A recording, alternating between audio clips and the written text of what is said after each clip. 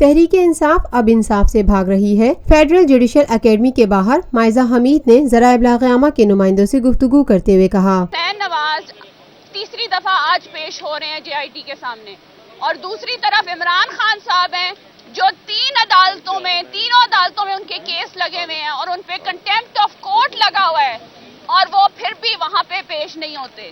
تو تحریک انصاف خود انصاف سے بھاگ رہی ہے۔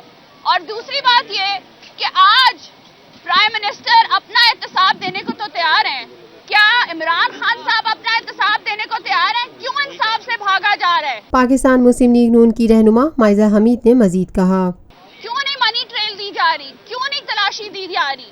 کیونکہ آج وہ چور ہیں، ایک صوبے کی پولیٹیکل پارٹی کو ہیڈ کرتے ہیں، وہ ایم این اے ہیں، ان کو چاہیے آ کے اپنی منی ٹریل بھی دیں اور کورٹ کے اندر دیں۔ ایک کورٹ سے بھاگا ہوا بندہ اپنی منی ٹریل چھپا رہا ہے اور اس کو ہائی لائٹ کرنا چاہیے۔ آج تحریک انصاف سے بھاگ رہی ہے، اس کو ہائی لائٹ کرنا چاہیے۔ عمران خان صاحب جو ہے انصاف سے بھاگ نہیں سکتے۔ Lotus Lake Towers, a groundbreaking endeavor by Lotus Properties.